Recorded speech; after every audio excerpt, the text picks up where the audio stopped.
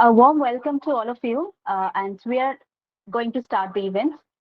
My name is Anjita, and I am the co-founder of Exceller Book. So today we are celebrating International Women's Day 2023. As we know, any celebration is a ritual of looking back at history and nurturing a sense of respect for our ancestors and remembering our responsibility more than ever. And that is for us where this celebration starts making sense. To fulfill this purpose, we are joined together with renowned authors from Africa to hear their struggles and achievements. Equality and democracy will always remain the core virtue of a system that flourishes. Believing this, Excella Books is striving to create an equal opportunity in the field of book publication and forming a social and cultural diversity. Excel Books is a global publishing house based in India with considerable experience in various aspects of publication and global book distribution. We have so far published authors from 20 countries and gained immense trust and appreciation all over the world. We are a proud member of the esteemed body, the Federation of Indian Publishers, affiliated to International Publishers Association, Geneva. Excellent books and their published books are featured in different reputed platforms like Outlook India, the New Indian Express, etc. We have also collaborated with different reputed organizations like CII, Oxford Bookstores in various projects. Today, we have joined together to celebrate this Women's Day to acknowledge the contributions of African women writers who have reshaped the way African society looks and thinks about women today. We are very proud to have amongst us our esteemed panelists, Amarachi Florence and Ndisi, artist and author from Nigeria, Lady Abeki, writer from Nigeria, Kate Isaki, author, speaker, and entrepreneur from South Africa, Lelin Kaswa, novelist from South Africa, Bansi Muruga, an author and researcher from Kenya, Masela Ogoni, a poet from Kenya, Zalkhawa Nasrin, a novelist from Ghana, and Catherine Bossibury, author from Kenya.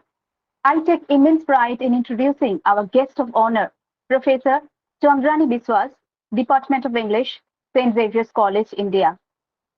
Dr. Chandrani Biswas is the Associate Professor in the Department of English, St. Xavier's College, which is an autonomous body in India. And she has served as the head of the department from 2009 to 2013.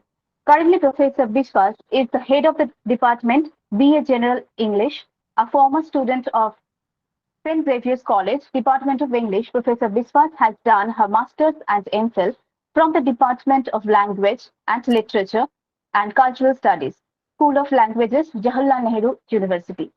She obtained her PhD at Jadavpur University. Her research interests include romantic and modern British and American fiction, women's writings in Africa and African American traditions, gender studies, Black feminism, and translation studies. Dr. Biswas has delivered lectures on diverse subjects such as Austen's fictional narrative, Victorian women literature, post-colonial literature, and African American women's writings. Professor Biswas has presented papers and been a resource at various national and international conferences, Institute of Advanced Research, Shimla, Jadavpur University Society for American Studies, American Study Circle, American Center, and many other academic platforms. She is also a resource person for educational programs in Doordarshan Bangla. Dr. Biswas has several articles and book chapters published in eminent peer-reviewed journals on African literature and South Asian culture. She is also the author of the monograph Women and War, a study of the novels of Amachete, Inquency, and Amadi. Her recent publications include Regarding the Other, The Politics of Race and Gender in Alice Walker's The Color Purple, an article entitled Desire and Dharma, a study of the representation of foreign women in the novels of Bankim Chandra, and Mother as Other, Motherhood and Gender Ideology in Toni Morrison's Beloved. We would like to start the program with an inaugural speech by Professor Chandrani Biswas, opening the discussion on today's topic, Struggle of Contemporary African Women Writers, with valuable inputs and priceless stories from authors, entrepreneurs, and professionals from African continents. Now I will request Professor Biswas to open the talk with a valuable speech. Thank you, Anjita. Good evening, everyone. Most welcome, I madam. hope I'm Yeah, audible. I'm yeah, audible? you are. Yes. Yeah, absolutely. It gives me great pleasure to welcome you all to today's literary webinar celebrating International Women's Day. Every year, 8th of March is observed as International Women's Day to celebrate the social, economic, political, cultural achievements of women from all around the world. The day also focuses on a call to action for accelerating gender parity and setting agendas and goals in achieving these targets.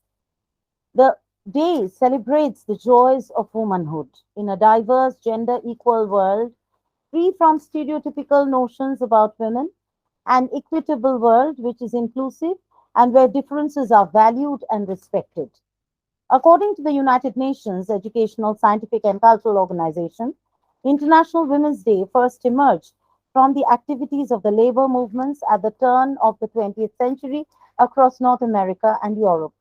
UNESCO states, and I quote, the first National Women's Day was observed in the United States on February 28, 1909, which the Socialist Party of America dedicated in honor of the 1908 garment workers' strike in New York, where women protested against harsh working conditions. In 1917, women in Russia chose to protest and strike under the slogan Bread and Peace. Their movement ultimately led to the enactment of women's suffrage in Russia. Later, in December 1977, the General Assembly adopted a resolution that proclaimed the United Nations Day for Women's Rights and International Peace to be observed on any day of the year by member states under the historical and national traditions. Finally, following its adoption by the United Nations in 1977, International Women's Day was marked on March 8 as an official UN holiday for women's rights and world peace. The images of women in various anthropological, historical, and cultural male centered studies essentially project them as non actors in history. Their activities are invariably confined to the private space and rarely been shown as playing pivotal roles in social and historical development. Such age old conceptual notions about womanhood are embedded in the binary opposition between male and female attributes initiative, passivity, reason, emotion, materiality, spirituality. Now, when we talk about the African woman, what was the image of the African women in cultural and literary studies? Contrary to the popularly held belief of African women as submissive, African women of antiquity enjoyed great freedom in the continent in ancient times and had both legal and social equality, which enabled them to become effective heads of state and even military strategists. Indigenous Egyptian society was characterized by a strong matriarchy. Women held prominent positions in old African kingdoms. The great African women of antiquity include Queen Hatshepsut, Queen Candace, Queen Cleopatra, Queen Nazinga of Angola, Queen Nadonga, Queen Aminato of Nigeria, Nasanda of Zimbabwe, Ya Asantewa of the Asante, only to name a few. African women have participated along with men in the Anzanwan freedom movement, the Mau Mau revolt, the Biafran War or the Nigerian Civil War, the Namibian liberation movement, and in anti apartheid demonstrations in South Africa. Women like Winnie Mandela, Nomro Bovi, Lilial Mesidiva, Nagogi, Sibongile Mishabella have successfully upheld the tradition of African leaders. What is a positive image of women? According to Carol Boyce Davis, in her famous work, Feminist Consciousness and African Literary Criticism, it is in line with the African historical reality and does not stereotype or limit women into postures of dependence or subservience. Instead, it searches for more accurate portrayals which suggest the possibility of transcendence. Traditionally, we all know African written literature has been the stronghold of male writers and critics, and some of them we are really very fond of, such as Ngugi wa Thiong'o, Chinua Achebe, Wallace Soyinka, Ike Arma, Cyprian Equinzi, and many others. Uli Beer's introduction to African literature and Yen Hans Yin's approaches to African literature are examples of what Mary Ellman defines as phallocentric criticism, because they do not include women authored fiction or they do not take into account women oriented configuration. It is, as Amarachi observed about the literary establishment's neglect of African women writers at the 1986 Stockholm African Writers Conference, and she said over there very assertively, and I quote, "It is especially pathetic to keep on writing without having any consistent, active, critical intelligence that is interested in you as an artist. Therefore, it is precisely from this point that African writing women's reality begins to differ somewhat from that of the male African writer." Wilfred Carty's Whispers from a Continent is considered the first work to identify the female presence in African literature. T.M. Mutiso, in his essay Women in African Literature, focuses attention on women characters like Jaguanana, Lawino, Efuru, Simu. However, it categorizes women in stereotypical roles as good girls, wives, mothers, prostitutes, thus projecting women only from a male perspective. Against the trends of latent sexism in the Black intellectual community has emerged a large number of women writers who have attempted to portray the women's experiences from two perspectives, being African, being a woman. In diverse African traditions, writers such as Flora Nwapa, Buchi Emecheta, Zulu Sofola, Mariama Ba, Ama Ata Aidu, Zainab Al-Khali, Adora Ulasi, Ifeoma Okey, Bessie Head, Efua Sutherland, Omolara Ogundepe Leslie, Martina Noakobi, Mary Okoe, Mabel Seguno have engaged themselves in the arduous exercise of subverting the long-standing stereotypes prevalent in male-authored fictions. They have sought to rewrite history, revise and rethink their positions, and reconstruct their identities in their attempts to break the prolonged silence that has overpowered them for a long time in literary history. The women writers of the present generation are exploring all aspects of Black women's experiences, their weaknesses, their failings, their strengths, their ability to transcend gender oppression. In their writings, they examine the innate humanity of the characters they portray, characters who embody qualities that make them neither flawless heroines, immoral individuals, or helpless victims. The new Black woman writers are the prophets of the new day. Failure in one aspect of the women's lives does not disempower them or render them dysfunctional in society. It is it is each individual Black woman's subject's ability to live her life in her own terms that characterizes her existence as a survivor in a patriarchal culture. In many ways, the female protagonists show their readers a great deal about constructing a meaningful life in the midst of chaos and contingencies, armed with nothing more than their intellect and emotions. It is our privilege. I feel very honored to introduce, as Anjita has already introduced, our esteemed speakers for today's panel, Amarachi, Florence, Ndisi, Lady Abeke, Kate Izeke, Bansi Muruga, Lenin Kaswa, Catherine Bossibon, Ruth Moiruri, Marcel Ogoni. Welcome, welcome all African talented African writers, artists, researchers, poets.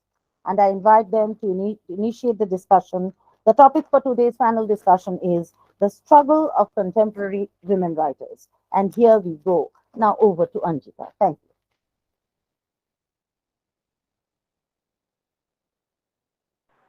Thanks a lot, madam, for such a warm welcome to all our esteemed panelists.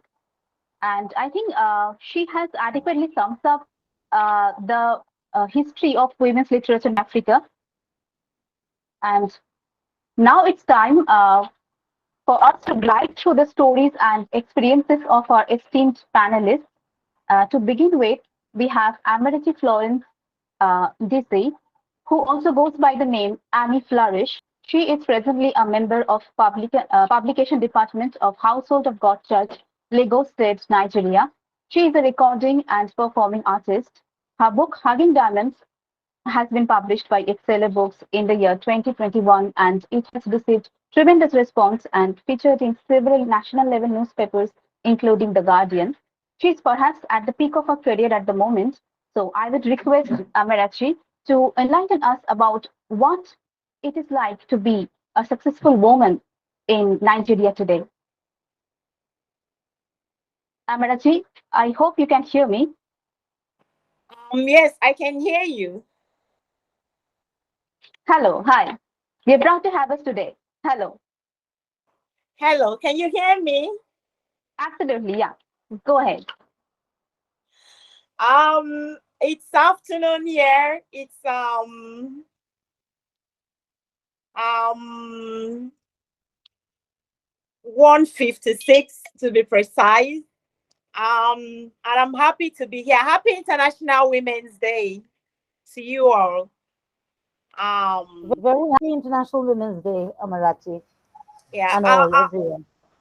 it was great. Listening to Chandra. I hope I got her name. Chandrani, Yeah, yes, it right, was a you've got great it right. presentation. Thank you very much. Thank you. I want to say hello to everybody. I'm not very good with technology, but I hope I'm being heard. Yes. Yeah, you're being heard. Okay. Absolutely. Okay. Let me start on all existing protocol. I jotted some things down. We're discussing the struggle of contemporary African women writers today. I'm happy. I'm happy to be here. So greetings to you all. First and foremost, it will be worthwhile to determine what literature is. And Webster, it is a body of written works produced in a particular language, country, or age. So our topic, the struggle of contemporary African women writers.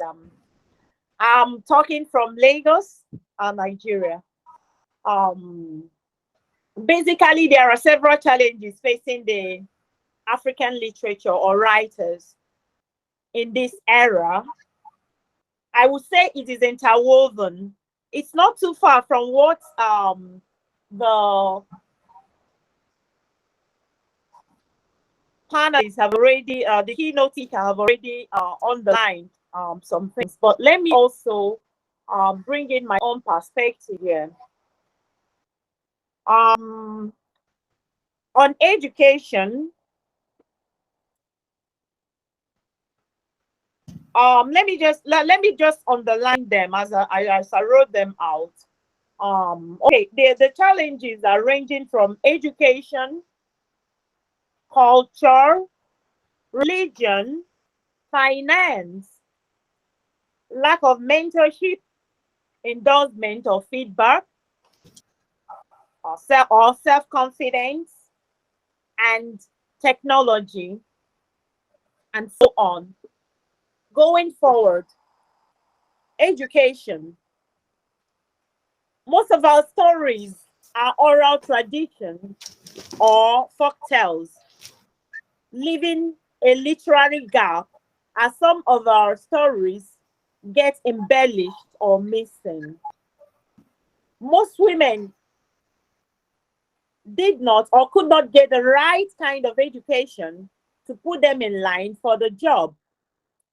This right kind of education was to prepare them for any and every perspective regarding topics and research in syllables and skills of studies, to garner our stories in the literary ecosystem, leaving a missing gap.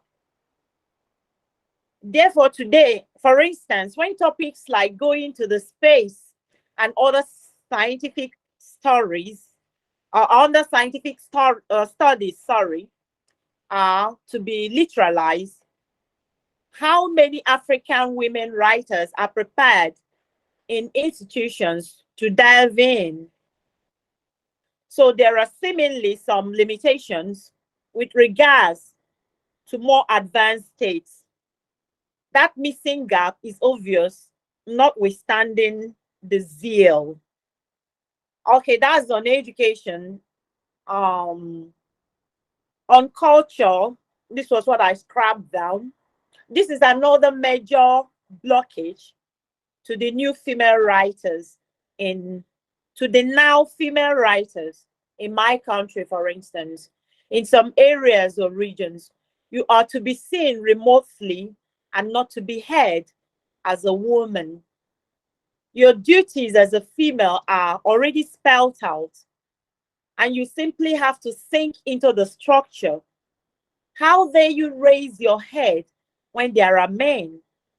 Such societies are inclined to patriarchy. Therefore, another struggle.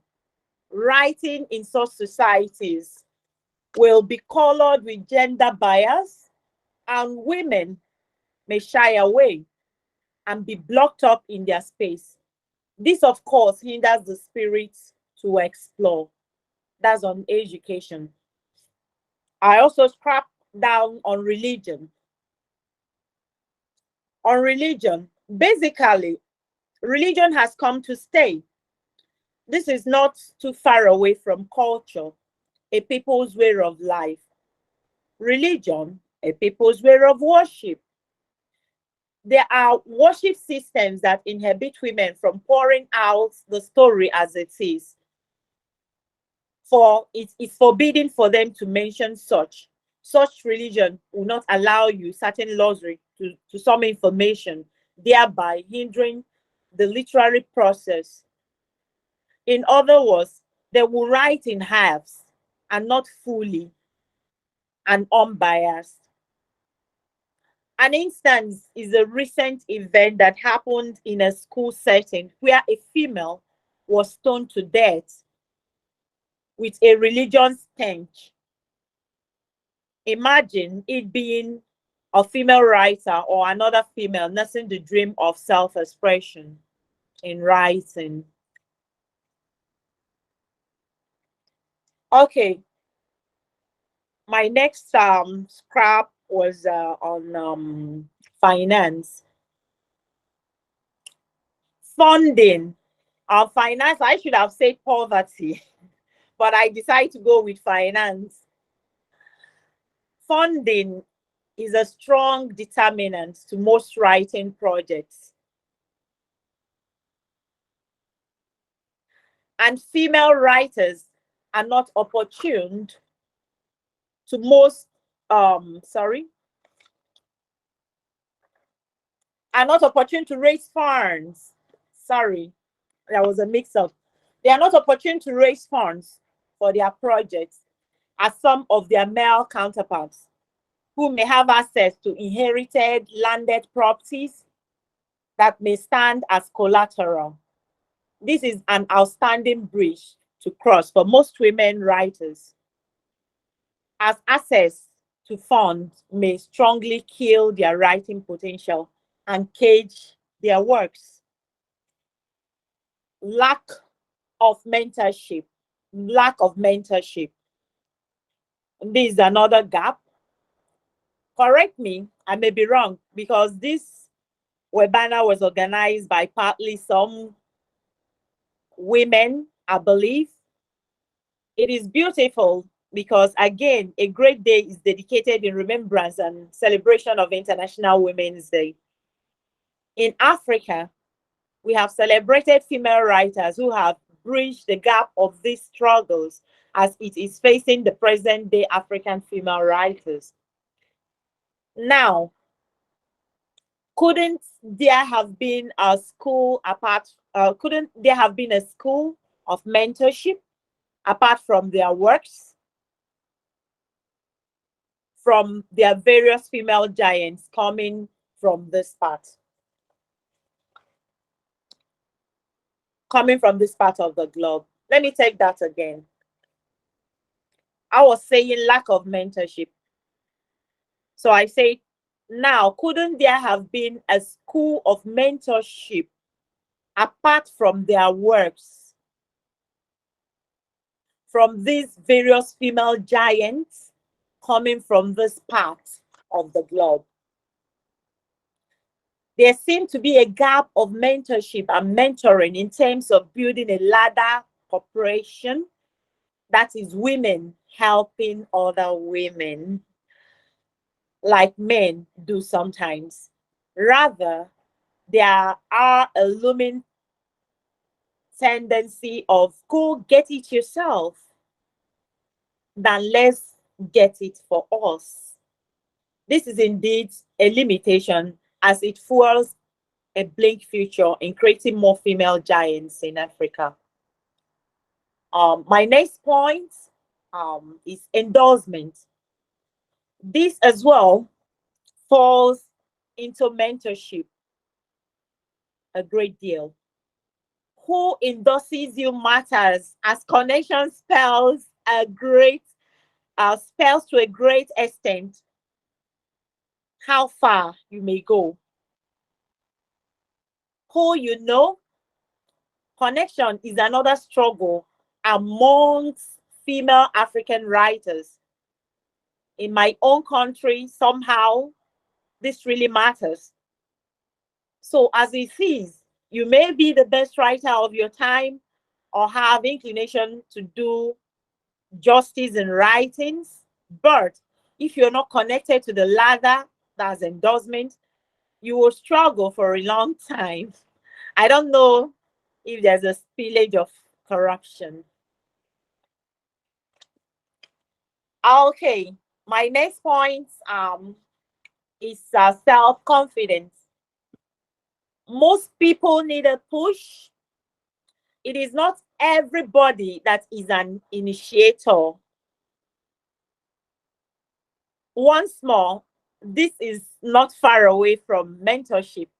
I don't know if I have time, but let me briefly use this short real life story as an illustration here. By God's grace, I was opportunity to go to a children variety show of NCA as a kid. When I entered secondary school, because I went to a bush meet secondary school, that's a rural area, my classmates who viewed the program on air were whispering within themselves, is this not the girl we see on TV? Simple. I formed a drama group and took 7 of them to NTA, and they were as well seen on TV.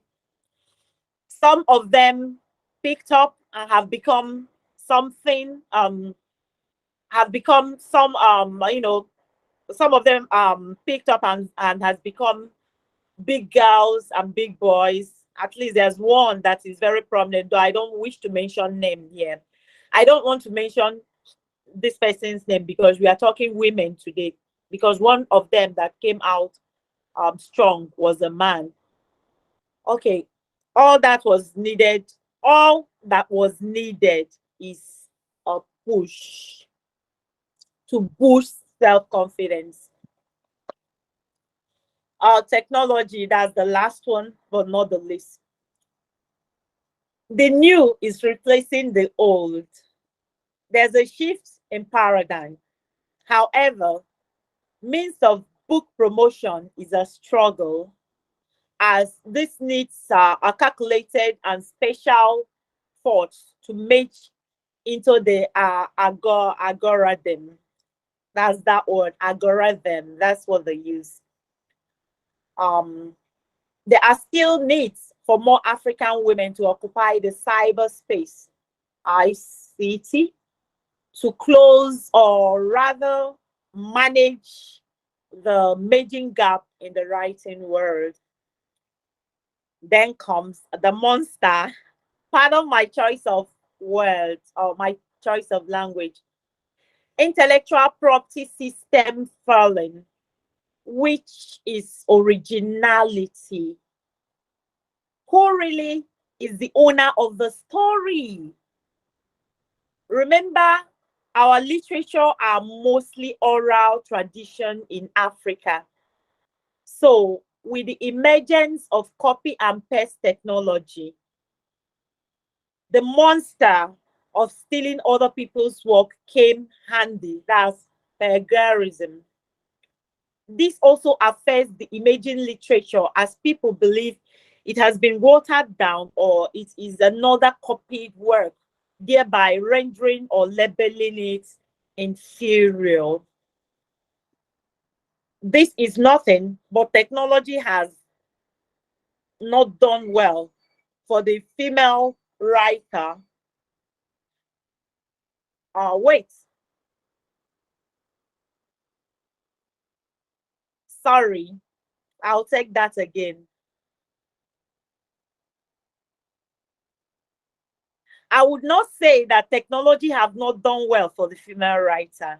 Sorry.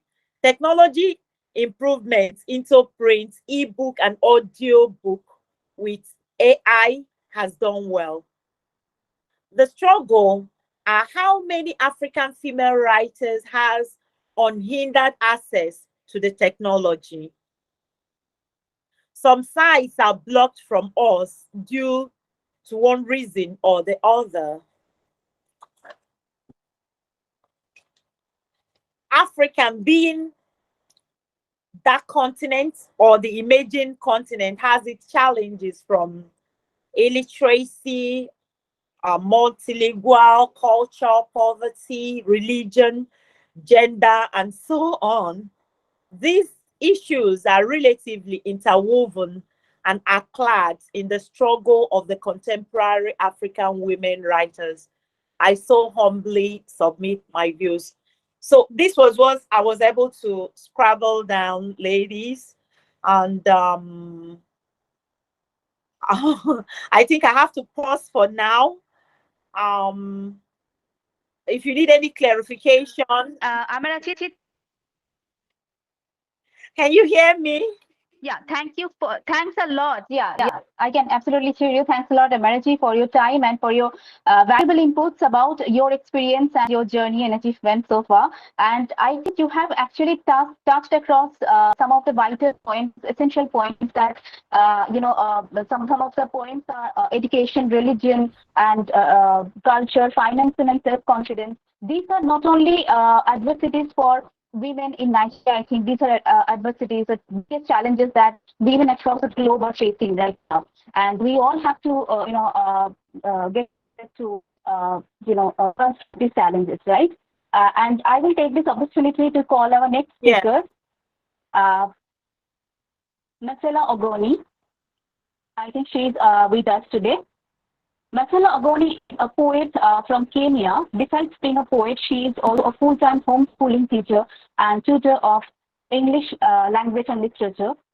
Writing for her started as a hobby. Later, she took it as a way of expressing her teenage emotions, and then, as a young woman, she was trying to figure out her place in the world through her writings. But now, as a full-grown woman, she writes as a way to change the perspective of the world on literature. It is really nice to see women from Nigeria and Kenya and all these African continents trying to not only find their expression, but also forcing the world to see through their lenses. Please shed some light, Marcella, on how you managed to do it.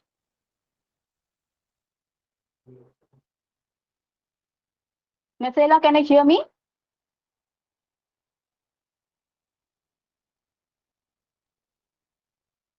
Are you with?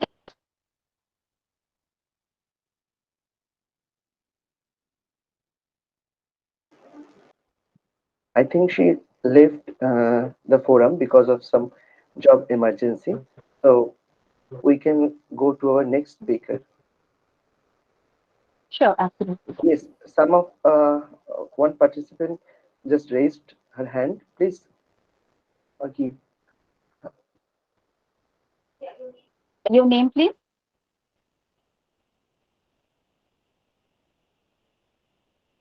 I think Ma'am Ella Omioli has something to say. So, ma'am, you can go ahead. Yes. There's a network glitch, Anjita. Maybe, yeah, there is a latency in the network. Yes, it's running slow. I would take the opportunity to call our next speaker. Um, I think she is with us.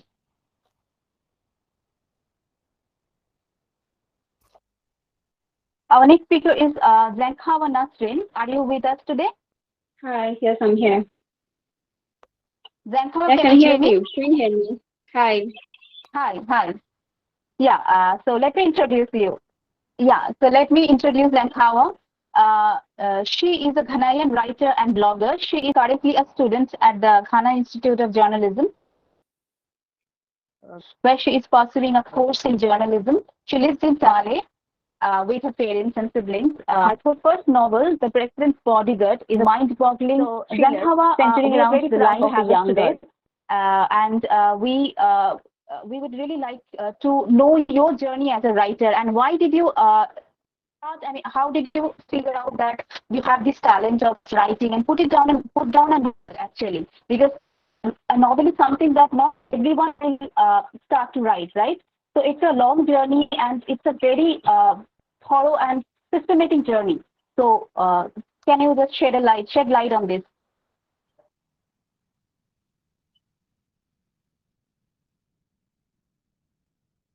Well, first of all, I'd like to wish everyone a happy International Women's Day. And also thank you for giving me the opportunity to speak on this rather important issue, because there's no doubt that as women, not just even African women, as women, we go through a lot of challenges when it comes to our career and other aspects of our lives as well. For me personally, I never thought I would be a published author, because no one really tuned my mind to the fact that writing could actually be a career. And this isn't just for me alone. I am certain that there are other women or girls who do not know that there are so many opportunities that they can actually secure as women writers. So, for instance, aside being taught English and literature in senior high school, no one really mentored me or told me that I could actually pursue that. I could become a published author or just share my work with the entire world. We were only being taught to just study and then pass our exams. So we're not made aware that there were so many opportunities, and we're not even made aware that writing could actually be a career. So I didn't even know this until, and I loved writing despite not knowing all these. I still loved writing. I started writing first when I was in basic school, and that was primary school 6. I attempted writing, but it wasn't so good. So I got discouraged and I didn't write anymore until I got to senior high school. That was when I became serious. So even though I loved writing, I didn't know I could actually become a published author until I got to the tertiary. And then I studied a course in creative writing. And even with that, it was also just meant for me to study and then just pass my exam.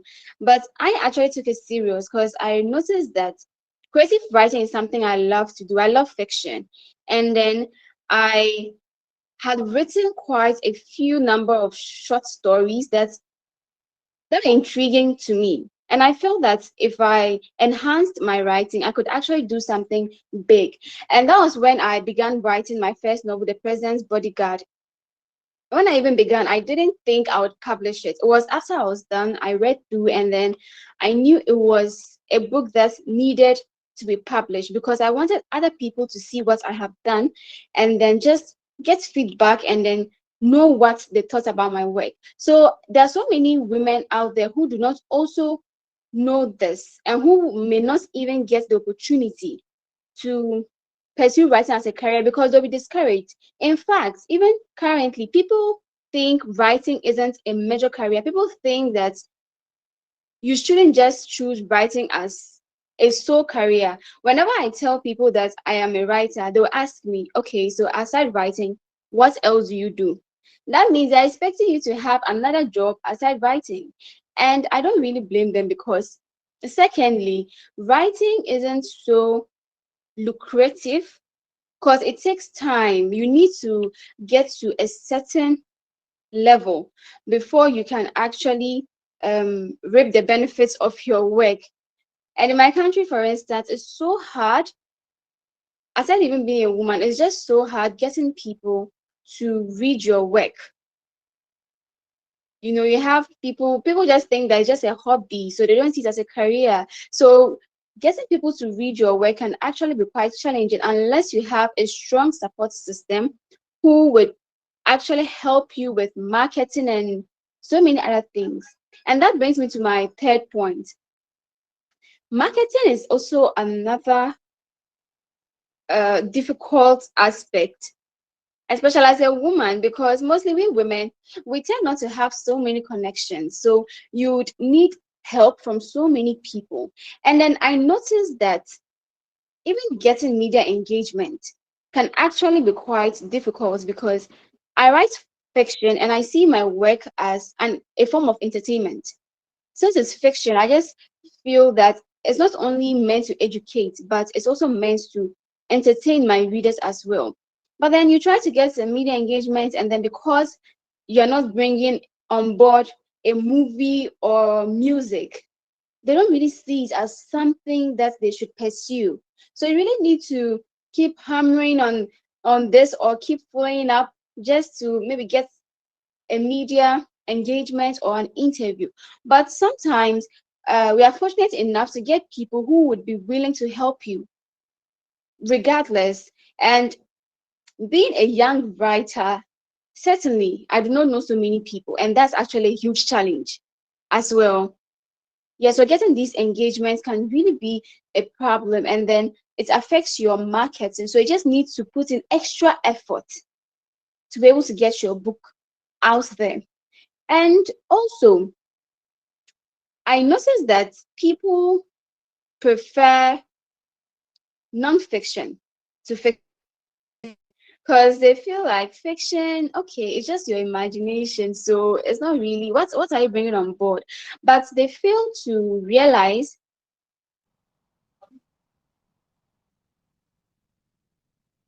And Yeah, just let me know if you are willing to continue your talk.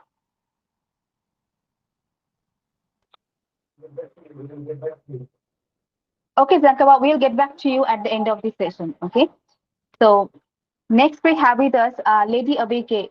Are you there with me? I think she has left.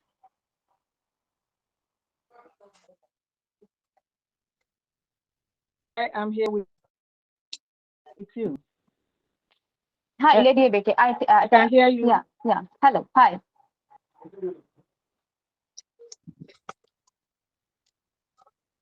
Hello. Thanks for joining us today, Lady Abeke. Hi. Hello, I'm here with you. Can you hear me? So let me just, yeah, I can absolutely hear you. Thanks for joining us today.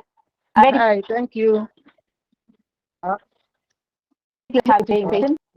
Lady Abeke is a teacher and writer from Nigeria. She has taught physics in different secondary schools in all River States and retired as the principal and director of La Russell Memorial School, Port Harcourt.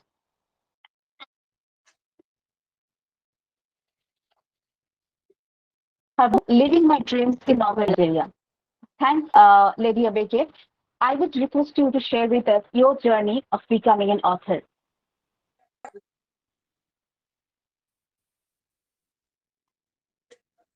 Thank you, Anjita. We are talking about the journey of Nigerian, first of all, African women writers. Happy Women's Day to Happy Women's Day. every one of us. You. Happy Women's Day. Happy Women's Day to every one of you there. Happy Women's Let me Day. start by speaking stated.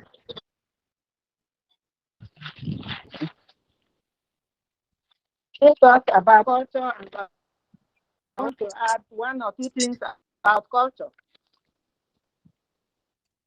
Those things we termed culture by African women writers.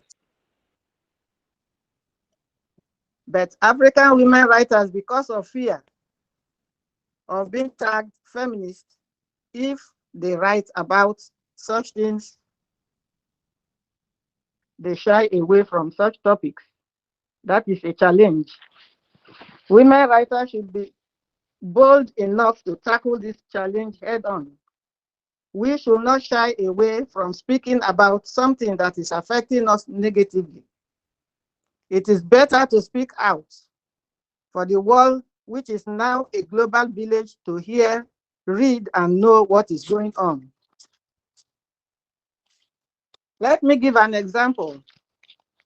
My younger brother died recently, and in the family burial meeting, someone told my brother's first son that, remember that after the burial of your father, you will have to bring out all your father's property, including his bank account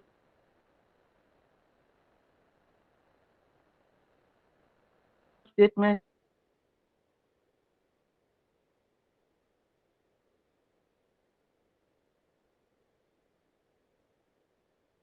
and all, to be shared to family members. Bring them out to where and to share to who? When the wife and the children are there. Someone said that is the culture. And I said, I don't know of a culture that says a woman and her children be rendered destitute when her husband dies. So that should be shared. Fair enough.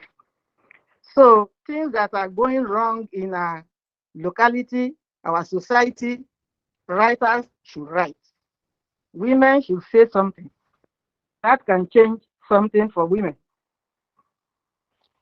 Another thing African women writers shy away from writing is polygamy. Polygamy is a big problem, but we shy away from saying anything about it. But in polygamy, though it was a comical thing, but it depicts some of the ills of polygamy. It was the story of the man who went fishing with his second wife, and when they came back from the fishing, the man took the fishes they caught into the first wife's hut to share. After sharing the fish, he called the second wife to come and collect her own fish. But when she got there, she discovered that the fishes shared was not the quantity of the fishes they caught. So she looked around and saw a basin hidden with a mortar by the wall. She upturned the mortar and saw that the bigger fishes they caught were in the basin. She took those fishes, added to her own, and as she was about to leave, her husband grabbed her and a fight broke out. So there's no way a man with more than one wife can love the wives equally. And these things bring envy, jealousy, fight, and so on.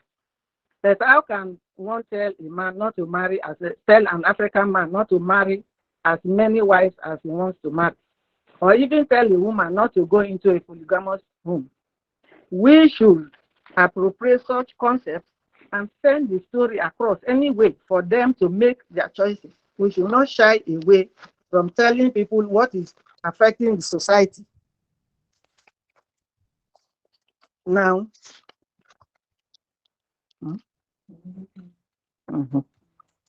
next thing I talk about is that is a challenge to African women writers is external and internal resources.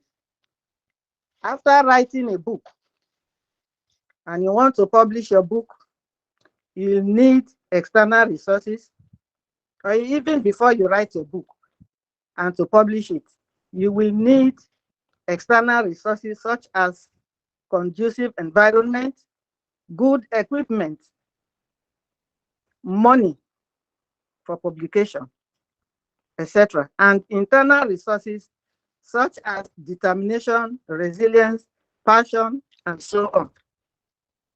When I was to publish my book, Living My Dreams, all of these came into play.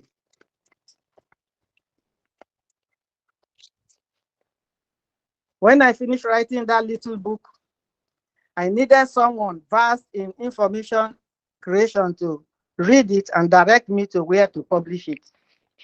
The name of someone I have never met came into my mind. I first heard about him when I was doing a course at the Coaching Academy in London. He was described as the most prolific information creator, editor, and editor in the UK. Different publishing outfits, and I chose Exceller Books. As for the publication fee, I had to borrow from one of my children. So one can. I can hear you. You can hear me now. I can hear you. Yeah. I was talking about external Yeah, and I can hear internal you. resources. Do I go back to that? Yeah, please carry on. Okay. So let me go back to the It's internal okay. It's and okay, ma'am. It's okay. okay. You've heard that. All right. So time is another factor that women in Africa face when they try to write a book or something. Most educated women in Africa have official jobs and they also have their domestic chores. They may not in quote for something else. One of the limiting beliefs in my lesson from the Coaching Academy is time. And I quote, I don't have enough time. This is the most limiting belief that holds people back from achieving their goals and greatness. To quote Edmund Burke, nobody made a greater mistake than he who did nothing because he could do only a little. In other words, even if you can only set aside a small amount of time to achieve a certain goal, that amount of time is better than nothing. Reframe this limiting belief by understanding that time is created and can be managed to create space for your goals. That is time. There is another thing I like to take, which is feminist.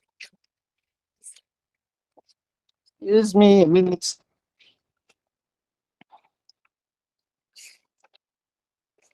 Feminism, according to Nkechi and Nkeala in an online publication on 8th November 2007, feminism is often interpreted as being anti-male, anti-culture, and anti-religion.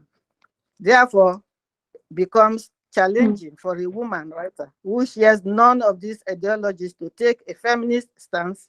She has to accept feminism with all its implications, or reject it completely, or appropriate the concept and redefine it in a manner that appropriately expresses our cultural experiences. I agree totally with Naomi. And on the 9th of May 2017, I had to present a paper at a gathering of the Surveyors' Wives Association of Nigeria, when all the surveyors in Nigeria came with their wives to my state, Bayelsa State, for their annual general meeting. I was to choose the topic of my choice, and I chose birth control. Now, Nigeria has different ethnic groups with diverse cultures, and birth control is a very sensitive issue in some of the cultures, in some of the ethnic groups. And women from all over the country were there. So to mitigate any negative effect my paper's views might have on some of the women present, after the pleasantries and formalities, I started by saying this little piece I'm about to present is on population explosion. It is about how the number of the children we bring into the world affect the women, the children, the family, the society, and the world in general. It will have diverse views. So after my presentation, people should be given time to hear their views so that at the end of the day, everyone will have something to take home, to ponder on, and make choices.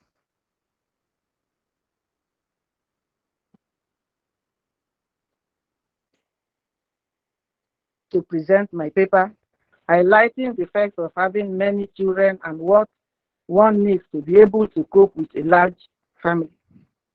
Surprisingly, after my presentation, no one came up with a contrary view. I cannot write about because of being tagged feminism, this and that. They are just, what do I put, how do I put it?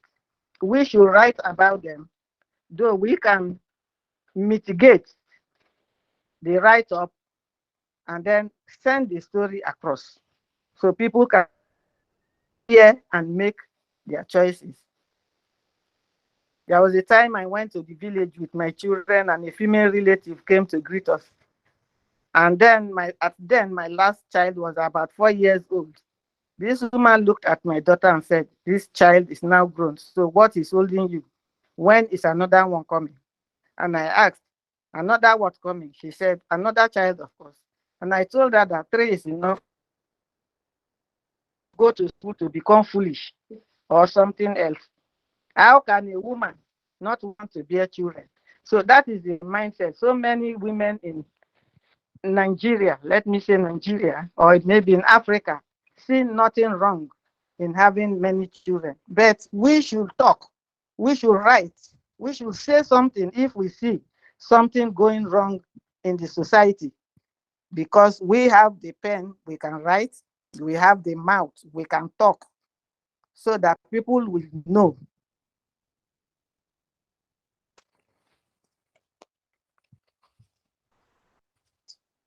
Absolutely, I'm done. Lady Abete. Very well said. And thank you. Thanks for your insight and thanks for your valuable input. And really, you have really some important needed points of discussion today. And I think your talk has really sparked up the talk of the day.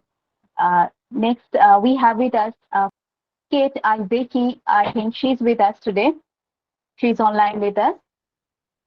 Kate, please respond if you can hear me. Kate Ibeki from South Africa. Can you hear me?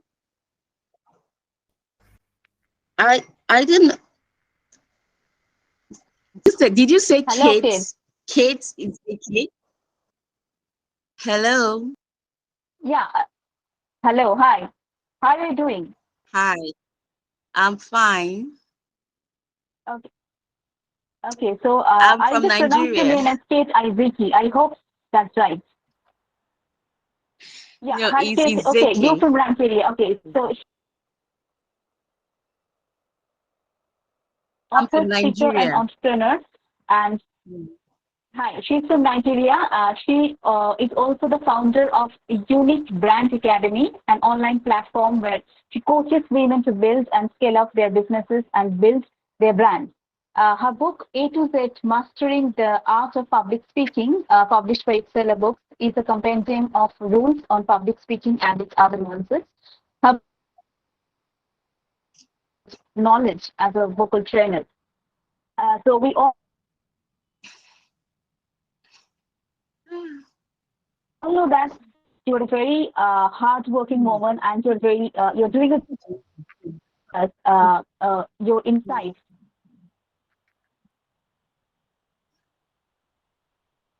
from your formative years, your struggle, your adversities that you Yeah, go ahead. fought with, and the challenges. You can take the next 10 minutes to share your experience with us. Please go on. All right. Okay, so it's really nice to be here, and happy International Women's Day to everyone here. Okay. Same to you. So yeah. Thank you. All right. Uh-huh. So I just want to just say something briefly. Thank you. say something briefly about the challenges African women face, writers and, publishers. Okay, so a lot of people have said a lot of things, so I wouldn't want to keep on flogging, a lot of what other people have said, but I would just say something that was peculiar to me, an experience I had when I published my book. So it was my first book, A to Z, Mastering the Art of Public Speaking. And then the book was published and I launched. So I introduced the book to my friends and families. I put it on Facebook, and a lot of people were congratulating me and saying, "Oh, congratulations," and all that. But I can remember that I still got this question from a very close friend of mine. And then she said, "Oh, Kate, you published a book." I said, "Yes, I published a book." And then she asked me this question: "Did you study English in school?" I'm like, I did not study English. Of course, I read English. I did English in most of my courses. Like, when you start your first semester, you have English, but that was not the major course I studied in school. And then the next thing she asked me, "Did you study journalism?" And I'm like, do I need to study journalism to write a book? Do I need to study to read English in my university to write a book? So one thing I discover from a lot of people, why a lot of people they are not free to write, why a lot of writers are not free to write, to even speaking, public speaking. That's why I wrote this book on public speaking, because I know that a lot of people have things they want to say. A lot of people have challenges, people have, solutions to a lot of things they want to offer. We have things to offer this world, but we are limited by validation. We are looking for validation. Let me put it that way. We want people to validate validate us, validate our audacity to write a book or to come out and speak and say something. That's the major issue that a lot of writers are having, especially in Africa. People want to know, what makes you a writer? What gave you the right to write? So I just want to say, I had to educate her that day. I had to tell her that you don't need to read English in school to be a writer. You don't need to study to be a journalist to be a writer. As long as you have a message you want to pass to the world, as long as you have a solution you want to offer to people, you can go ahead and write. You are a writer. So you can, and there's a way people also write. Some people also record whatever they want to write, record it, and then translate it into, then get an app to write it out. So there are so many ways you can write your book, but you don't need to study English in school. You don't need to be a journalist to be a writer. So validation, that's one very big issue that is, stopping a lot of African writers from writing. When you say you are a writer, people now look at you that, what made you, how did you become a writer? What gave you the audacity to say you are a writer? Things like this. So that's why I wrote my book, Mastering the Art of Public Speaking. A lot of people have things to say as a public speaker, but when you say, "Oh, I'm a public speaker, I speak," the people start asking you, what did you study? Are you a journalist? Are you this? You don't have to be a journalist to be a public speaker. As long as you have a message, like, Lady Becky said something when she was talking previously before I took over. There are so many issues that women have to, a lot of issues women have to talk about, but they shy away from them because of validation. They are like, okay, if I step up and say this, or if I write this, what makes me fit to write this? If I write this, will they not question me? Why am I writing this? Why come I'm a public speaker? I'm so, when I saw her, I was so happy that, okay, a lady at her age can still write a book. A lady at her age can still write a book because she has a lot of things to say. So you don't have to mind what people are going to say. They say, oh, this old woman, how can this woman at so 50 years writing a book?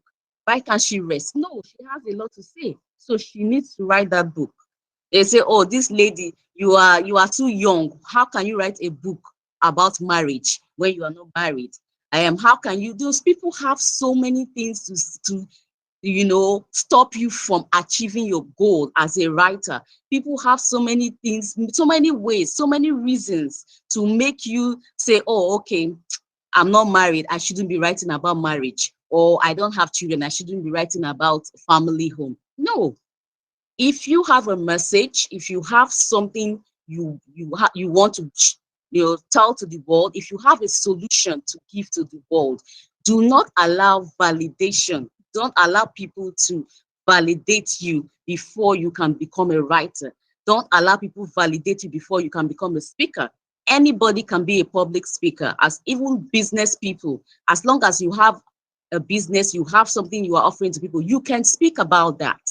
As long as you are in there, even if you are not even in the academic field, any field you are, a business person, somebody working in any field you are, you can be a public speaker, you can speak. And another thing you can do is you can write. Okay, so validation was one of the issues I encountered when I launched my book. People were trying to make me validate myself. Like they were trying to validate me. How did you become a writer? Are you a journalist? And I had to clear the air. I had to sit them down and tell them, I don't need to be, as long as I can write in English. I went to school, I studied, I can write in English. You can write a book in any other language. You can write it in any language that is comfortable for you, even if it's not English. As Africans, we have so many languages in Africa. So you can actually write a book in any language that is comfortable for you.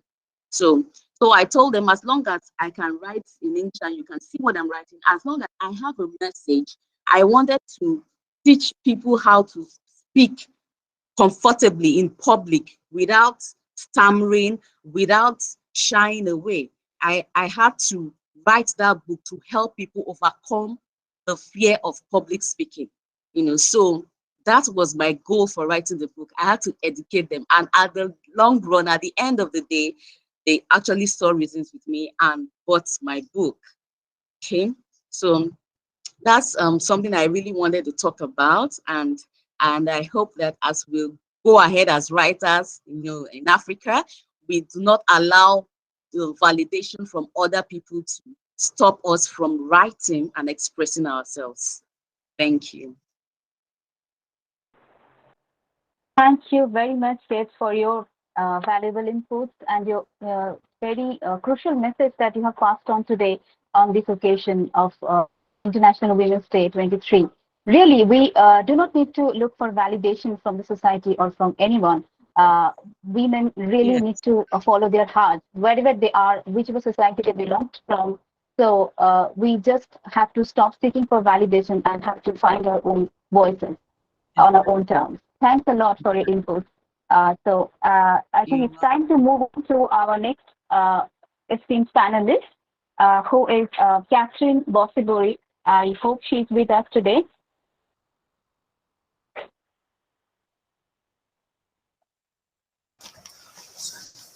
Catherine, are you with us? I am. Please respond if you are with us I can hear you. Hi, Catherine. Yeah.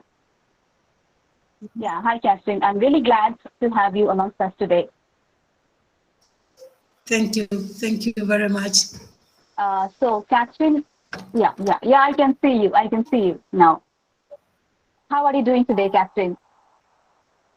I'm doing well, Anjita. And you? I'm fine. I'm doing very good. You're well too. Catherine Bossibori from Kenya is not only an author, but so she's not only an author, she's also an English teacher, an examination setter and marker. She has chronicled the turmoils of her life into her first novel, Silent Crimes in Love, which is awaiting publication soon. I shared with us your motivation to write this book. What was your motivation to write this book? Well, thank you, Anjita.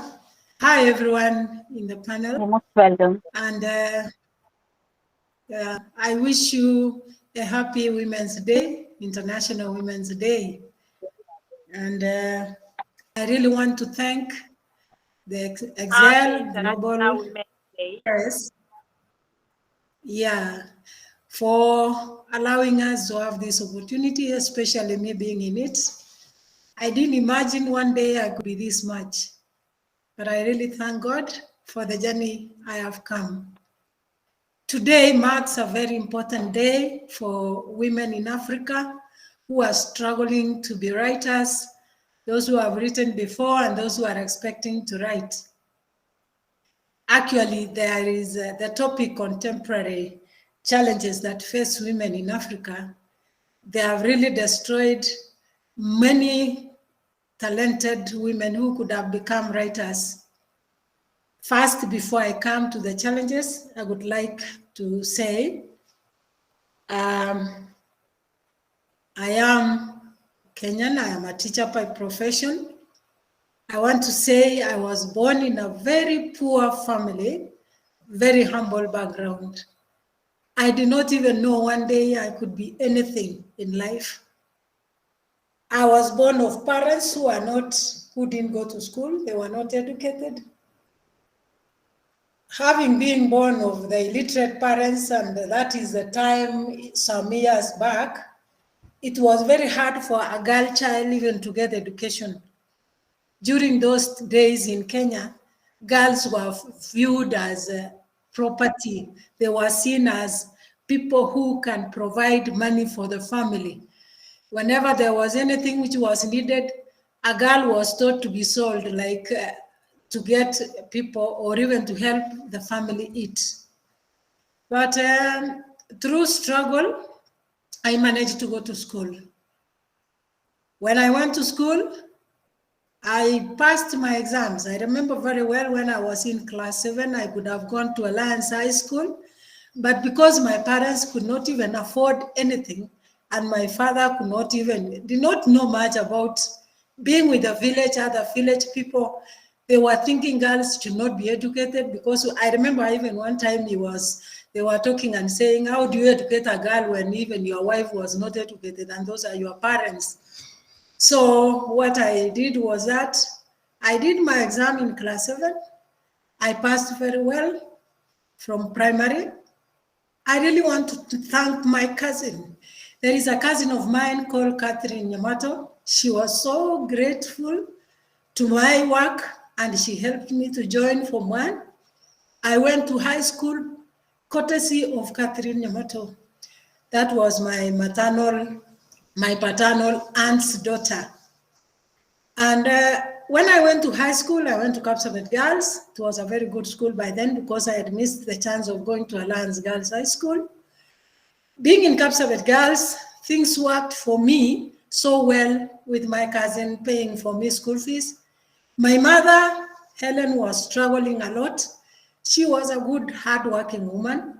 She did a lot of small business, selling vegetables, and having me get the basic needs that I was expected to have. So, but while I was in Kapsabet Girls, when I was in Form 3, things were not working well for me.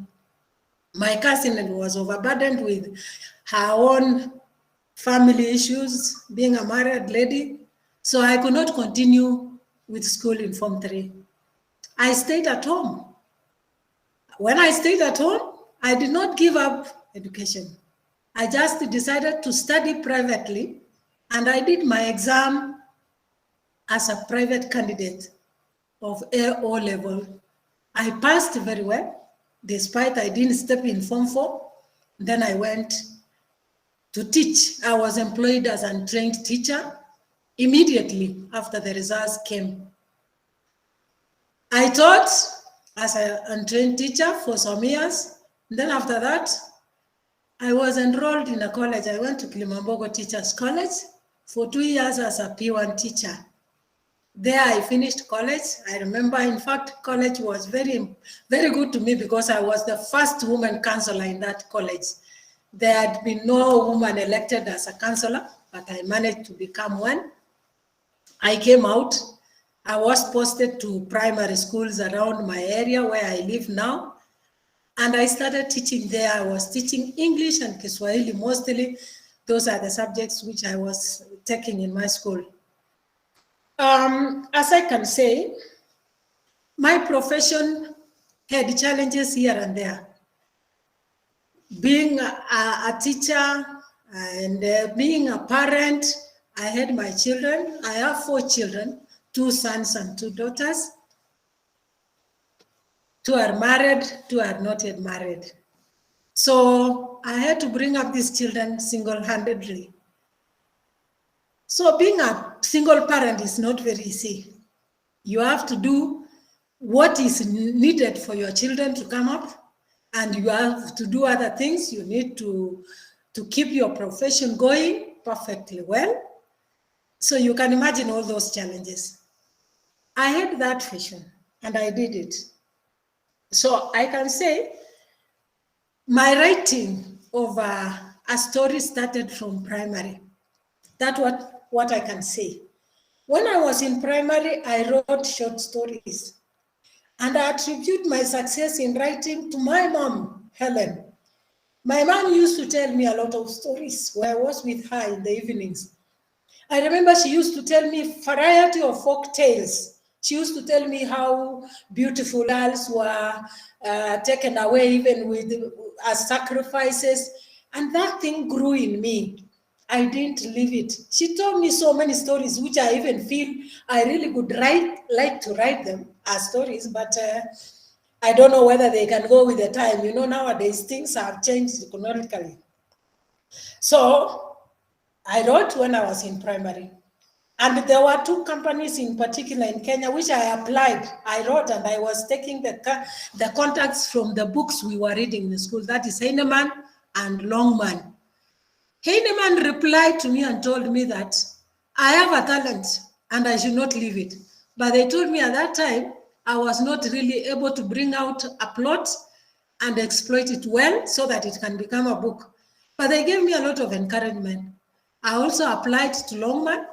Longman also told me that I have a talent, but so far my ideas were not really up to the expected standard. Because I was told that a book, in order for a book to be a book, it has to be a book which can live in the shelf for over 10 years or 20.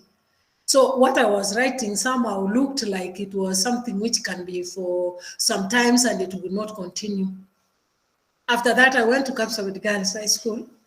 I wrote still a story when I was there. When I tried to conduct one of the teachers in high school, you see that feeling of especially men thinking that women cannot do much, and people are looking at me and saying, this one cannot be anything. This is just a girl. He told me that I cannot write a book. Writing a book is not something very easy. It is expensive, both financially, it is expensive, but I mean, it was, generally he told me it is hard.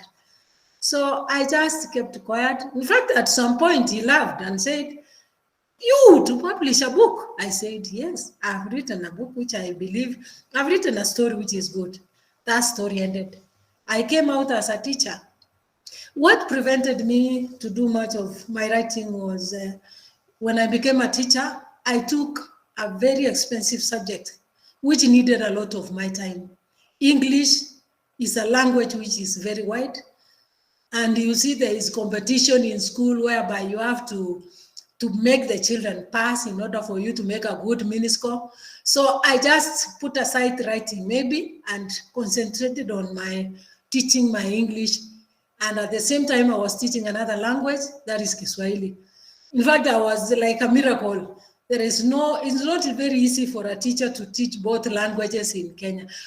You teach English and you're teaching Kiswahili, especially in an examination class, it was not something very easy. I spent much of my time doing it. And I believe my students, wherever they are, they will agree with me that it was not easy to make them pass. It was very hard, dedication, determination, and really spending all my time on them. After that, My children were here to be brought up. Being a single parent, because I lost my husband a long time ago, being a single parent was also another issue. I had to bring up my children. And I really want to thank my children because they were very bright. Being bright children in school, they gave me a lot of encouragement to work for them. I didn't want them to be miserable in life. I didn't want them to be like me, who missed a very big chance of going to a very big school. So my children did well. And in fact, I'm very proud of them. They passed very well. They went to very big schools in Kenya. They went to Kenya High. They went to Stare Boys Seminary. You see, those were encouragement. And from there, after my children are finished, I started thinking about myself now. I wanted to go back to school because I was destined to go to university, which I did not really make. I joined Marathon University for some time.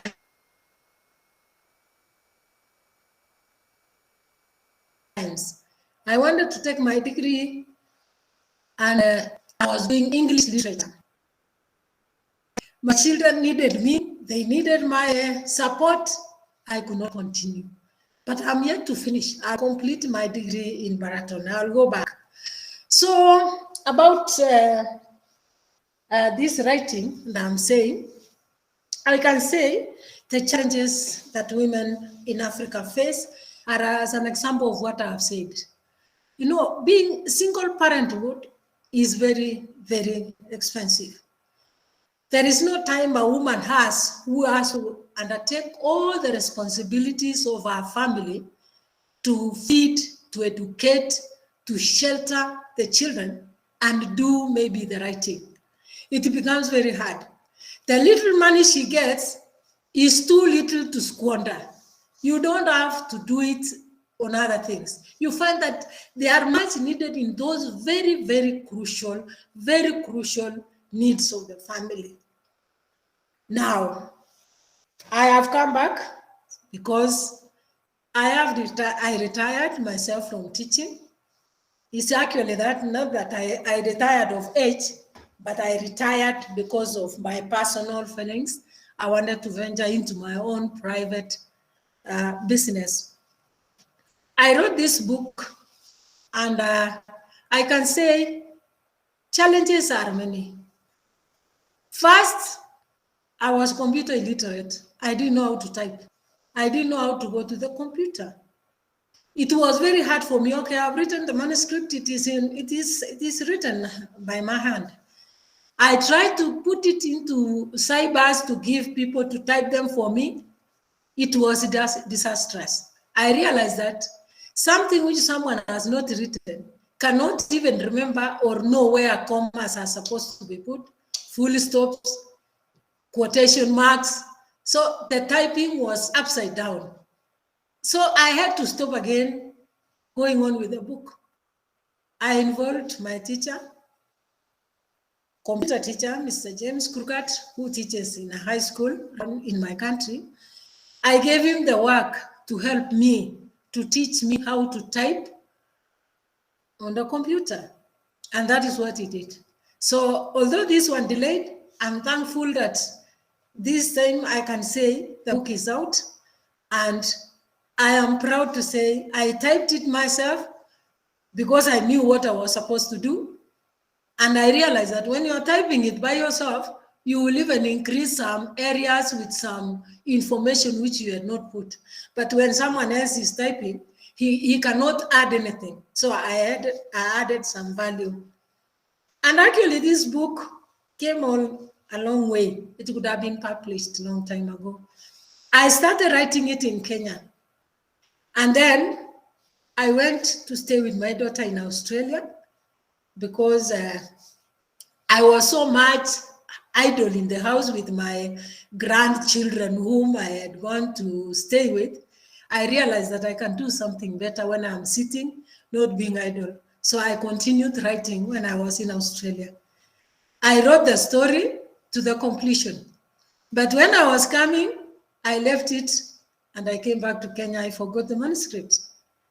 And you know, children, So I wrote to my daughter and I told her, please, when you're coming, bring me my manuscript, which I left there. When she was bringing the book, the exercise book had been scribbled by my grandchildren. Nothing could be seen much. I had to start it all over again and then write it properly. Those are part of the experiences which I have had. When I come to writing in general for women in Africa, in Kenya, we have very many challenges that our women go through. In Kenya, you find that mostly men are dominant in this. So nobody even can believe a woman can write anything. First of all, there is these cultural differences. Culture is something which is practiced in our country so much. Most women are not even allowed to do certain things. If you are a housewife, you are not even supposed to engage yourself in other things. And you see, as a writer, you need to be observant, you need to be very keen. Sometimes exposure is very important when you have gone out there to see. So culture has got its own things, like taboos. There are certain things a woman is not supposed to do in Kenya. You are supposed to be submissive to your husband. And so to be submissive is to make sure that everything you do in the family has been done perfectly well. So where does the woman get the time now to sit down and write a book? There is no time.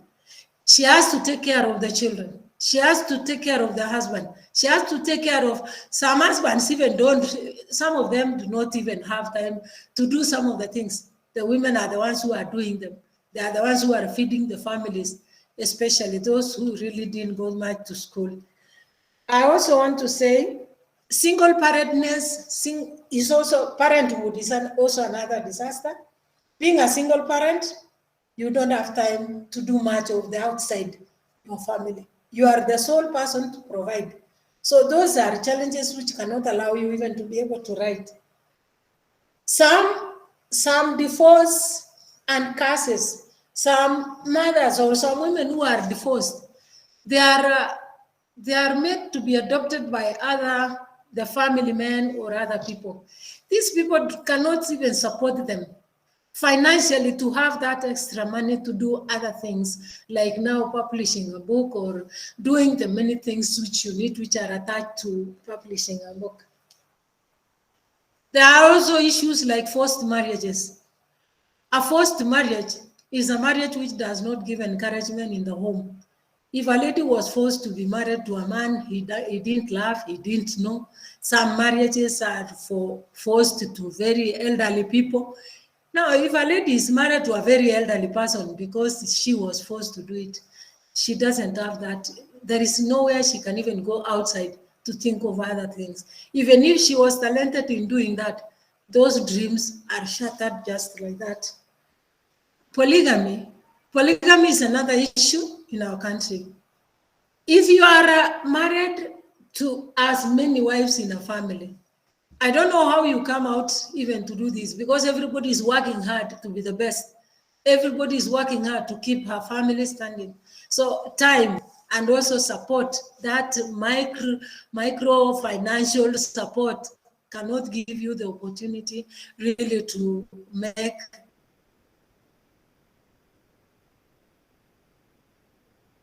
to write a book. We also have foods and systems. These are some women cannot be able to go outside what they have been instructed to do in their families. It is hard. They have to stay as wives and deal with this. Some of those things interfere with their health because their health, some of them are sickly. So it is hard. I also want to say that political ill will is another problem. We fear, especially women, we fear to write things maybe which are political. There is that, you are not secure. How do you know? There is intimidation. You fear I mean, you can even be arrested. How do you write that? You fear. there is fear in women. Although men are able to write, okay, they may write, but with us women, there is that natural weakness of a woman fearing to say certain things. Language barrier is another thing. People, as my friend from South Africa said, that you need not to be in school or you don't need to have learned English to write a book. Yeah, it is true. Our women, especially in Kenya, most of them can even write those, they can say those stories in their vernacular languages. But who is going to support them? Where do they get, who are the mentors who are going to help them even come out with those? They don't have even a forum where they are going to present what they have written, because even they are ashamed, they fear. So I feel language barrier is a problem, and especially the present technology of whereby everything is done through modern technology. Our long time stories, because I remember the first time I wrote my story, I was told to send the manuscript directly in my own handwriting to the publisher. They go and read and then return it to me. If they have approved, I will check on the mistakes and give them back. But right now, you cannot write a manuscript in your own hand and give it to anywhere. It has to be in the modern way of writing. I also want to say,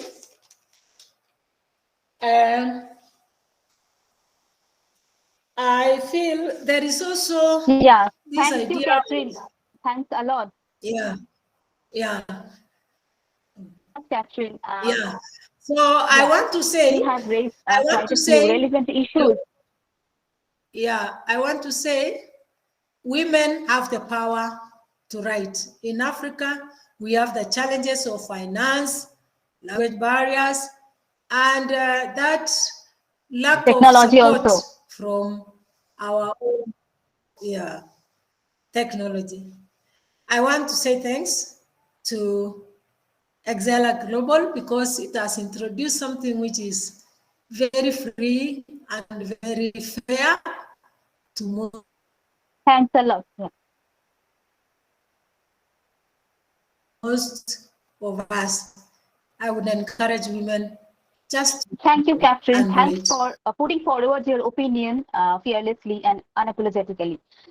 We really appreciate that, and we really need such women who fearlessly raise their voice and opinions. And they are not shying away from informing their opinions to the world. And writing a book is a very important aspect of that.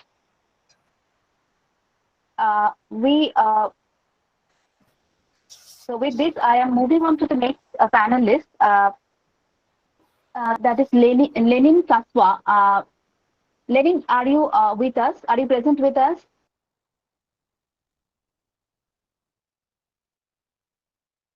Can you hear me, Lenin?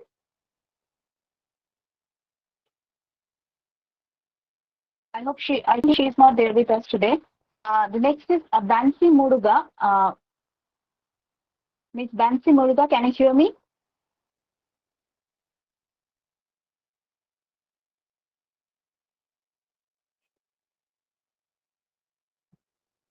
Okay, it was really an incredible session, and it was really amazing listening to the authentic experiences of these amazing writers and amazing women from Africa. So now we are opening the session for all the panelists and speaker as well. So if anyone wants to add up anything to our existing discussion, please feel free to share your thoughts. I would request you to unmute yourself one by one and share your thoughts with us. May I make a few observations with your permission, Anjita? Yes, ma'am. Yes. First of all, I just wanted to, I would like to thank Exceller Books for offering me this opportunity to share my views at the beginning, and for the opportunity of listening to so many eminent women writers, teachers, publishers in their own in their respective traditions, are contributing and enriching the African literary tradition. We are so thankful to them. And so many issues that they talk about. I believe, Anjita, you would also agree have such an Absolutely, ma'am. uncanny resemblance with our culture, our right? When ma'am was talking, the speaker immediately, preceding me, she was talking about the tremendous amount of challenges that a professional woman writer or a professional woman in her domain has to face, because she has to maintain an equal balance between her domestic duties in the role of a wife, a mother, and in so many other capacities, and also at the same time be equally good at her creative in her creative work. And she is supposed to be as perfect as possible. That is the stereotype that is expected of her. She's not really getting relief unless there is a lot of support. So that is something also. Another thing which was mentioned by many of the speakers, Amarachi, Florence, Ndisi, Lady Abeke from Nigeria, Kate Izeke, about the oral tradition, and also I think Zankanwa Nasreen, you also would agree that, and many others, the oral tradition or orature is a very important aspect of African literary tradition. Before the written tradition started, after the colonial impact, it was the storytelling, and they have such a rich legacy of legends, of folklores, of oral tales, just like our tradition. Indian tradition also in different communities, we have a very rich oral storytelling tradition where women are great storytellers, and they have very important functions in the community, the role of the women in community. This is also important. Now, so many of the women writers and also speakers were from Nigeria, and from your Nigerian writing tradition, the two prominent women writers were Flora Nwapa and Buchi Emecheta. Buchi Emecheta, of course, later shifted her base to London, and she was a Nigerian British immigrant novelist. So, would anyone like to comment on whether you are keeping that tradition? Of course, you are keeping that tradition alive. But how is Flora Nwapa or Buchi Emecheta's Nigeria different from the Nigeria today? Nigeria has a history of of wars, because a lot of military coups. You have the famous history of the Nigerian Civil War, the Biafran War, where women participated, the Aba riots, if I'm correct. So, so many very prominent women writers came out from Nigeria, from Kenya, from Ghana, from they were very. I've named a few. I've named a few. So you are keeping that tradition alive. But how are the circumstances different from the time that they were writing and started writing and contributing? Any the challenges are there, definitely, we all agree. For women, every day is a challenge. But the beauty lies in the fact how we transcend those challenges and subvert the stereotypes Absolutely. imposed on us and come out as something very different from the stereotypical role set condition of just being. Those are also very beautiful roles. That of being a mother, of a daughter, of being a sister, of being a wife, of being a daughter-in-law, of being a mother. Those are beautiful roles. We respect those roles.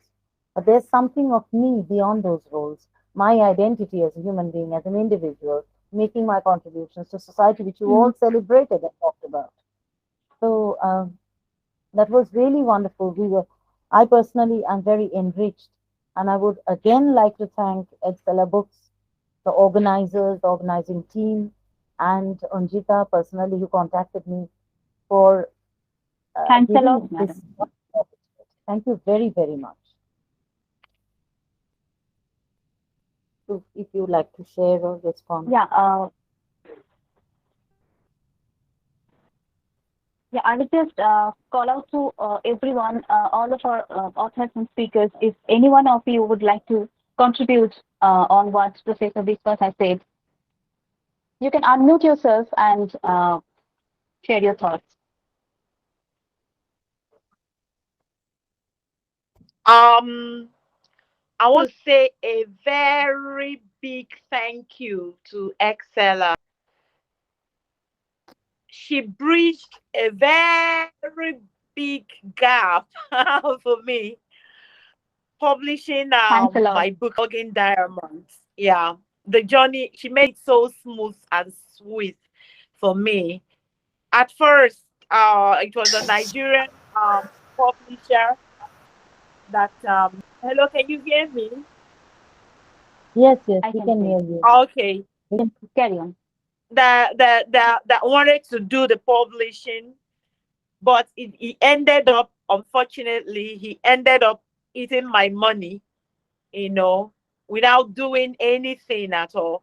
I got a bit frustrated, but then the passion, didn't allow me to stop. I still like, okay, I went on browsing, then I saw Excella, and honestly, I'll keep saying it anywhere, any day, anywhere, that Excella is the best because they have the patience.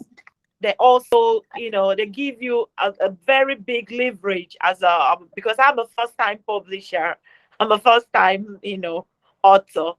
So they really made that journey so sweet for me, so easy. They encouraged me, they were patient with me, and they guided me very well. So you're bridging a very big gap, and I am very, very grateful, and I'm happy. I just want to say thank you. And thank you for organizing this interactive session.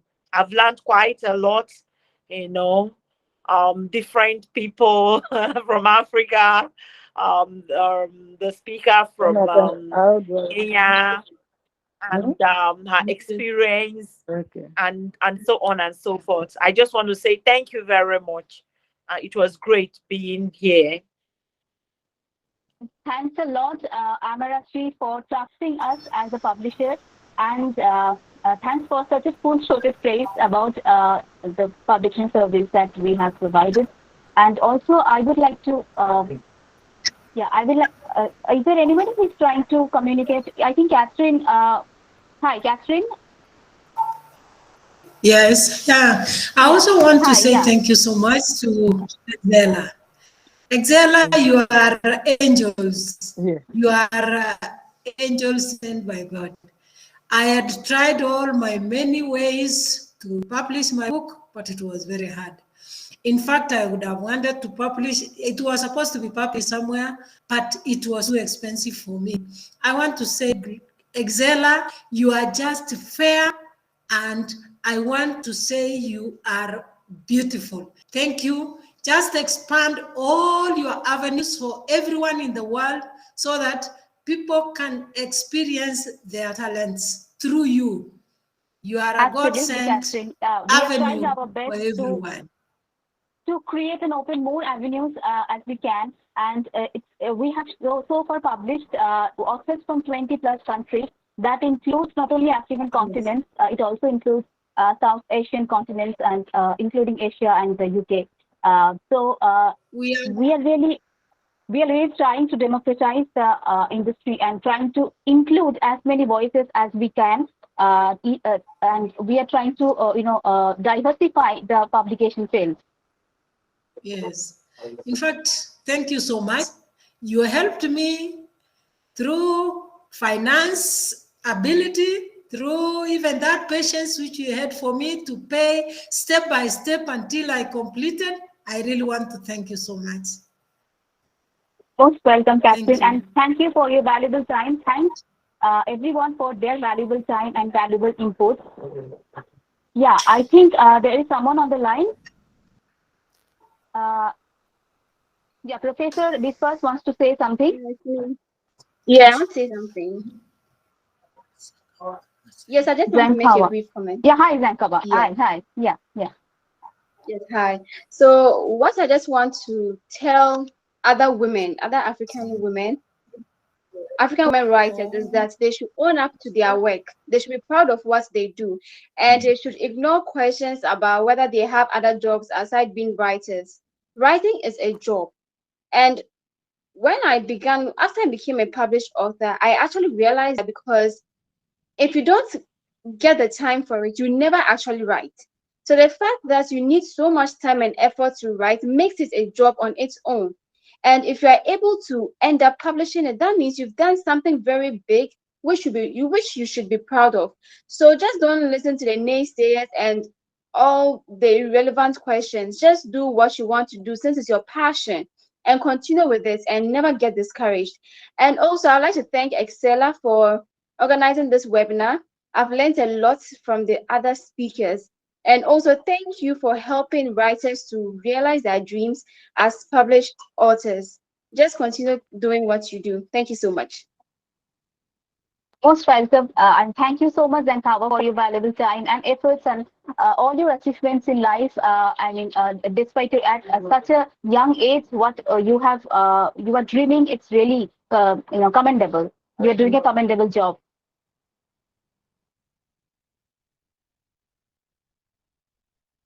Yeah, is there anyone online wants to take part in the open session?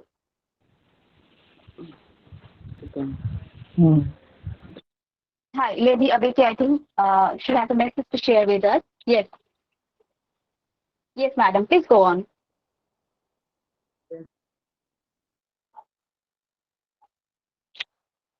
Yeah, can you hear me? Hello? Yeah, hi. Yes. Yeah. Yeah. To tell the other writer, are you hearing me? You're most welcome. Yeah, absolutely. Please carry on, please.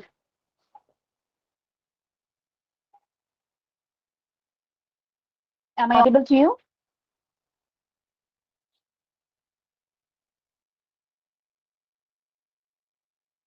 I think we have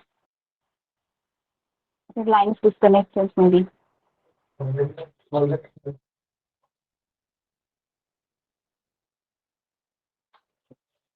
I think Professor Biswas was trying to say something at that time, and she was interrupted with someone else. Professor Biswas, are you there? Yeah, I'm very much there, and just like to once again thank, because it gives a very, very unique platform. And not only that, contemporary writers and writers. Yeah, thank you. And books that have been published from what you Excellence. have in mind. You are not audible, Lady Abeke. I will come. I'll come back to you. Please give us 2 minutes. I'll just come back to you. Okay? Yes. Can So you hear that me, is Lady okay. Abeke? I'll just come back to you in 2 minutes. Okay? Yes, madam. Please carry on. Yeah. So I just said that Excellent Books offers this absolutely amazing opportunity to writers who are wanting to write, and I suppose it's not just African writers but also other No, it's a writers. global platform. It's a Yeah, global basically. platform. That's the reason. Yeah, yeah. Yes. It's a global platform, and for I think it's an amazing thing that we are doing to encourage and promote, and at the same time to help. Mama, I'm saying It's thank something which you. helps women to tell their story. Hi, Yes. Lady Abeke. Yes. So it's her Thank you, turn now. madam. So let's start. Thank you so much. I'm there.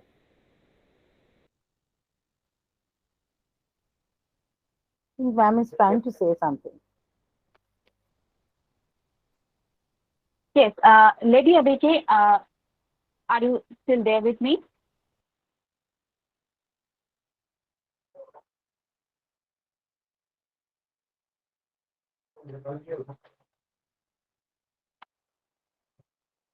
I think it's time for us to wrap up this session. We have had a wonderful session with experiences, and some of, all of the speakers and panelists, all of them have, have raised some relevant points, very important points about uh, female experiences and experiences of women as writers, most importantly. And it's really important that we teach women, we are teaching women perfection a lot. So as some of our esteemed panelists said, that it's fear that is planted at the heart of a woman the moment she's born, or the way she's raised by the society, is the conditioning, psychological and social conditioning that we have had, and we are growing up with it. So it's time that we shake that off, and we just trying to listen to our inner voice. And the breadth is your life, your experiences, on the paper and publishing it, writing and publishing a book. That is how you document your life. That's how you document your experiences of being a woman, or rather being a human being. So that is really important. And we as publisher, we are always trying to widen that path and creating avenues, as many avenues as we can to channelize and mobilize talents from writers all across the world. So that will be our motto. That will be our, modus operandi going forward. So we are really glad, we are really proud that we have had all these esteemed speakers and panelists today with us. Thanks, and keep writing and keep making us proud, really. And you are doing a great job, so never lose faith in yourself. That will be our message on behalf of Excel Book. And today we are concluding this session on this note. Hi, Anjita. Hi. Hi. Everyone. Hi, can you hear me? Zankawa. Yeah, I Yeah, can I hear wanted to you. suggest, is it possible you could take a picture of all of us? I mean, the speaker and everyone. Yeah, the entire session has been recorded, so we will soon upload it on our social media, so you can take snaps from there as well, and you will have the entire session with you, right? You can download from there. Thank you you. for Can I all your just time. go, Thank you. Anjita, Yeah. with a Yeah. very short seconds poem by Mary Evans? Yes, please, ma'am, go ahead. That will be great. This goes like this. I'm a black woman, tall as a cypress, strong beyond all definitions still, defying place and time and circumstance, assailed, impervious, indestructible. Look on me and be renewed. Thank you. Thank you so much. Thank you, everyone. Thanks a lot, madam, for this amazing poem. And Thank you. on this note, we are going to draw an end to this program. Please stay happy and keep believing in yourself. Thank you. Thank you so much, Thank you so Chandrani. much. Thank you, Doctor. That was amazing. Thank you. That was amazing.